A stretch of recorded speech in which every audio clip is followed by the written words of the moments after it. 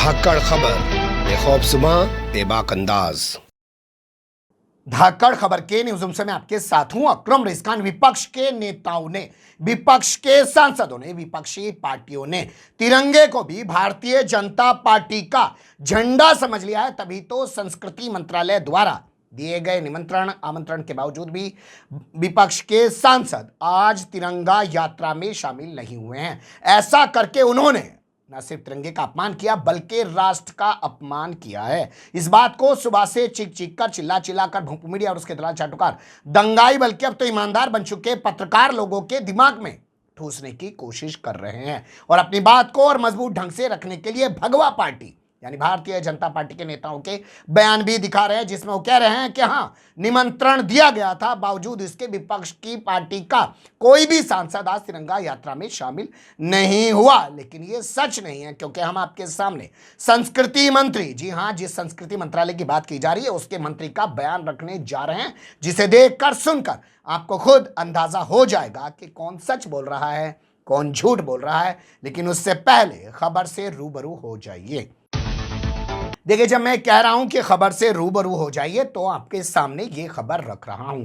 आज सुबह लाल किले से हर घर तिरंगा यात्रा की शुरुआत की गई। इस यात्रा की शुरुआत उपराष्ट्रपति वेंकैया नायडू के एक भाषण के बाद की गई। उन्होंने हरी झंडी दिखाकर बाइक जो तिरंगा यात्रा निकाली जा रही थी उसको रवाना किया। विजय चौक तक वो यात्रा पहुंची। यात्रा में भारतीय जनता पार्टी के ज्यादातर सांसद नजर आए, मंत्री नजर आए, या यूं कह सकते हैं एनडीए के सांसद और मंत्री नजर आए। विपक्ष का कोई भी नेता नजर नहीं आया और इसी के बाद भोंपू मीडिया ने एक हंगामा खड़ा करना शुरू कर दिया और भगवा पार्टी के नेताओं ने बयानबाजी जारी करके एक माहौल बनाने की कोशिश की या कर रहे हैं कि देखो, विपक्ष आज तिरंगे का भी अपमान कर रहा है। अभी तक तो सुप्रीम कोर्ट का अपमान करता था, चुनाव आयोग का अपमान करता था, तमाम संवैधानिक संस्थाओं का, ईडी का, सीबीआई का अपमान करता था, लेकिन अब वो तिरंगे का भी अपमान कर रहा है, जैसे वो सेना से सवाल पूछकर सेना का भी अपमान करता है। लेकिन हम आपके सामने एक एक कर कुछ ऐसे बयान रखने जा रहे हैं जिन्हें देखकर आप खुद तय करेंगे कि झूठ और सच क्या है। सबसे पहले आपको रूबरू कराते हैं कांग्रेस के राज्यसभा सांसद प्रमोद तिवारी से। सुन लीजिए वो क्या कह रहे हैं। को चिट्ठी आई थी? नहीं, मुझे तो कोई पत्र नहीं आया था और ना मुझे बुलाया गया था। तो ये व्रत उपवास वो रखे जिन्होंने बहुत पाप किया। कांग्रेस तो 1929 में स्वीकार कर चुकी राष्ट्रीय ध्वज, उसी के नेतृत्व में देश की आजादी की लड़ाई लड़ी गई। अब जरा सा वो अपने अपराध को कम करने के लिए गंगा नहाएं, जिन्होंने के मातृ संगठन ने सालों अपने कार्यालय पे झंडा नहीं फहराने दिया। राष्ट्रीय ध्वज का हम सब सम्मान करते हैं, सलूट करते हैं, प्रणाम करते हैं, हमारे जीवन का अंग है। हम उसके बगैर जी नहीं सकते, हम उसके लिए कार्य करते हैं। सुन लिया आपने, प्रमोद तिवारी कह रहे हैं कि तिरंगा हमारे दिल में है और हम दिल दिमाग में तिरंगे को रखते हैं। वो लोग हमें तिरंगे के बारे में बताने की कोशिश ना करें जिन्होंने लंबे अरसे तक, सदियों तक, कई सौ साल तक तिरंगे का अपमान किया, अपने हेडक्वार्टर पर तिरंगा नहीं फहराया। आप जानते हैं आरएसएस अपने हेडक्वार्टर पर तिरंगा नहीं फहराता था, तिरंगा जलाने का काम किया, संविधान जलाने का काम किया। गूगल करेंगे, तमाम चीजें निकलकर आपके सामने आ जाएंगी। तो वो जबरदस्त तरीके से हमला बोल रहे हैं। वैसे आज ही के हालात पर गौर कर लीजिए तो आप पाएंगे कि कर्नाटक का जो सस्पेंड चल रहा मंत्री है जिसका नाम है के.एस. ईश्वरप्पा, वो कहता है कि एक दिन आएगा तिरंगा हटाकर भगवा राष्ट्रीय ध्वज बनाया जाएगा। ये मंत्री जानते हैं आप किस आरोप में सस्पेंड किया गया। भाजपा के कार्यकर्ता ने सुसाइड कर लिया और आरोप लगाया कि मंत्री बिल पास करने के एवज 40% मांग रहा है, लेकिन जांच करने के लिए ईडी नहीं पहुंची और अब पुलिस ने इसको क्लीन चिट भी दे दी है। तो ये तिरंगे की जगह भगवा को राष्ट्रीय ध्वज बनाने की बात कर चुका है। इसके अलावा और भी बहुत सारी लंबी फहरिस्त है, लेकिन आपके सामने ये चेहरा रख देते हैं। ये खुद को साध्वी कहती हैं, नाम है प्रज्ञा सिंह ठाकुर, मालेगांव आतंकवाद मामले में जमानत पर रिहा है, भोपाल से भारतीय जनता पार्टी की सांसद हैं, गांधी का अपमान कर चुके हैं और नरेंद्र मोदी ने कहा था कि वो दिल से इन्हें कभी माफ नहीं करेंगे। पता नहीं वो कौन सा माफ होता है कि रोजाना उनके सामने संसद में जाकर बैठती ही हैं, रहा पार्टी में रोजाना मीटिंगों में मिलती ही हैं, इन्हें कौन सा पार्टी से निकाल दिया गया है। ये भी कई बार कह चुकी हैं कि भगवा एक दिन इस देश का झंडा होगा। आरएसएस भी यही बातें पहले दिन से कहता आया है और तिरंगा झंडे का उसने विरोध भी किया था। तो ये लोग आज तिरंगा यात्रा निकालकर अपने आप को देशभक्त बताने की कोशिश कर रहे हैं। ठीक उसी तरीके का मामला है जैसे इन्होंने आज़ादी की लड़ाई में कोई अपना रोल नहीं अदा किया, भूमिका नहीं अदा की, और आज सबसे बड़े स्वतंत्रता सेनानी अपने आप को बताने जताने में कोई कमी नहीं छोड़ते हैं। लेकिन अब इस बात पर मोहर लगाते हैं कि क्या वाकई में संस्कृति मंत्रालय ने विपक्ष के नेताओं को बुलाया। तो आप जम्मू कश्मीर के पूर्व मुख्यमंत्री और एक बड़े मुस्लिम नेता डॉक्टर फारूक अब्दुल्ला को सुन लीजिए। सर, वो विपक्ष के राष्ट्रभक्ति पे सवाल उठ रहा है कि वो लोग तिरंगा यात्रा में इनवाइट देने के बावजूद नहीं आए। कौन नहीं आए? ये सरकार कह रही है विपक्ष के लोग नहीं आए। कहाँ पर? तिरंगा सभी विपक्ष के लोगों को आमंत्रण किया गया था लाल किला से। हमें नहीं आमंत्रण किया था, हमें कोई पता ही नहीं है इसका, हमें कोई खबर ही नहीं है। अच्छा सर, ये तिरंगा लगाने के लिए कहा जा रहा है सबके तो घर पे, ये कंपलसरी होना चाहिए क्या? वतन का झंडा है ये, किसी के घर का झंडा नहीं है, ये उन कुर्बानियों का झंडा है जिसने हिंदुस्तान को आजाद किया। कांग्रेस कह रही है कि चूंकि बीजेपी ने ऑर्गेनाइज किया इसलिए हम लोग नहीं जा रहे हैं।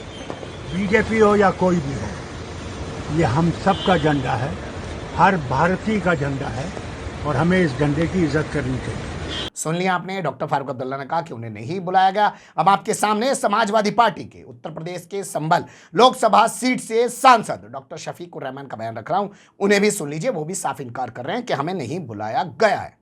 आज जो इनवाइट मिला था आप लोगों को सवेरे तिरंगा यात्रा नहीं मिला, बिल्कुल।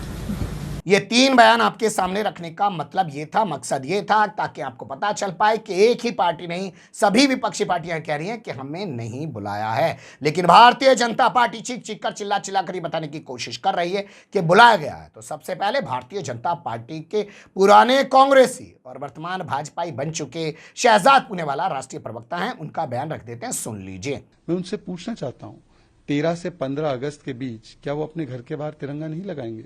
क्या वो अपने सोशल मीडिया पिक के डिस्प्ले पर तिरंगा नहीं दिखलाना चाहेंगे? आजादी का अमृत महोत्सव 75 वर्ष आजादी के, जिसका जश्न पूरा देश मना रहा है, क्या उसमें वो शामिल नहीं होना चाहेंगे? तो ये किस प्रकार की मानसिकता है कि परिवार तंत्र के झंडे को बुलंद करते करते देश के और लोकतंत्र के झंडे को और संस्थाओं के ऊपर बार बार हमला करना, उसका अपमान करना? सुन लिया आपने कैसे बताया राष्ट्रीय प्रवक्ता शहजाद पुनेवाला ने कि लोग तो परिवार की राजनीति कर सकते हैं, परिवार का झंडा उठा सकते हैं। इन लोगों को आज तिरंगा झंडा उठाते हुए भी शर्म आ रही है, यानी कि सीधे तौर पर वो पूरे मामले को कांग्रेस से जोड़ने की कोशिश कर रहे हैं। यही काम किया है मनोज तिवारी ने। पत्रकार ने पूछ लिया तो मनोज तिवारी ने कहा, अरे कैसी बात कर रहे हैं, हमने तो न्योता दिया है, संस्कृति मंत्रालय ने न्योता दिया है, संसद में न्योता दिया है, और गाना भी गाने लग जाते हैं क्योंकि आगे कुछ आता नहीं है। तो जब कुछ ना आए तो गाना गाने लग जाना चाहिए। जैसे वो बैंड बाजे वाले होते हैं, जब बोलते बोलते उनका मुंह दुख जाता है तो लोग कहते हैं कि उसमें वो गालियां निकालने लग जाते हैं, पे ज्यादा कर नहीं पाते हैं। पर आप सुन लीजिए मनोज तिवारी को। उनको क्यों नहीं सूचना उनको दी गई है? उनको तो बार बार सदन में सूचना देना, संस्कृति मंत्रालय द्वारा सूचना देना, अब कैसे सूचना दे? अब का सीधे सोनिया जी कहीं है तबे गीत भी गाया है तिरंगा पे। नहीं, हमारा कुछ नहीं, हमारा गीत नहीं, हमारा भाव है कि हर घर तिरंगा, हर घर घर तिरंगा। सुन लिया आपने मनोज तिवारी को। तो हम मनोज तिवारी को सुन चुके हैं, शहजाद पुनेवाले को सुन चुके हैं, और अब आपके सामने रखते हैं संस्कृति मंत्री जी किशन रेड्डी का बयान। जी किशन रेड्डी, अनुराग ठाकुर, जानते हैं ना, सूचना और प्रसारण मंत्री, उनके पीछे बाइक पर बैठे हुए हैं। शायद इनको बाइक चलानी नहीं आती होगी इसलिए पीछे बैठ गए हैं। तो पत्रकार जो है न्यूज़ 24 की, वो चली जाती है अनुराग ठाकुर से बात करने के बाद उनके पास, तो बहाना बना देते हैं कि मेरा गला खराब है। वो सीन देख लीजिए। संस्कृति मंत्री जी किशन रेड्डी भी बैठे हैं। सर, एक सवाल, हर घर तिरंगा जो है उसे कैसे, गला खराब है? देख लिया आपने। अब यहाँ सोचिएगा कि जो गला खराब बताया गया है ये संयोग है, भाई गला खराब है बयान नहीं दे रहा हूँ, या प्रयोग है क्योंकि ये मंत्री हैं। अगर ये मंत्री ऑफिशियल तौर पे ऐसा कोई बयान दे देते हैं कि हाँ हमने तो निमंत्रित किया था, आमंत्रित किया था विपक्ष के सांसदों को, वो नहीं आए हैं, तो वो एक डॉक्यूमेंट्स बन सकता है और उस पर जवाब तलब किया जा सकता है, संसद में जवाब देना पड़ सकता है। नहीं तो नेता नगरी जो बोल रहे हैं बोलने दीजिए, उससे जाता क्या है? मीडिया जो बोल रहा है बोलने दीजिए, उससे जाता क्या है? मैं तो कह दूंगा कि मैंने तो ऐसा कुछ कहा नहीं था कि हमने सबको बुलाया है। पहले खुद कीजिए, बाद में हल्ला मचाइए, और जब पूछने की बारी आए तो कह दीजिए गला खराब है। ये संयोग है या प्रयोग है, आप तय कीजिएगा। एक रिपोर्ट थी, मुझे लगा कि आपको रूबरू तो करा ही दूं। कमेंट्स के रूप में आप लोग अपनी राय दे सकते हैं, खबर को लाइक कर सकते हैं, चैनल को सब्सक्राइब कर सकते हैं, ज़्यादा से ज़्यादा हमारी खबरों को शेयर कर सकते हैं। फिर ऐसे ही किसी सुलगते हुए या उलझते मुद्दे लेकर मैं आपके सामने हूँगा हाजिर। फिलहाल अभी मुझे दें इजाज़त।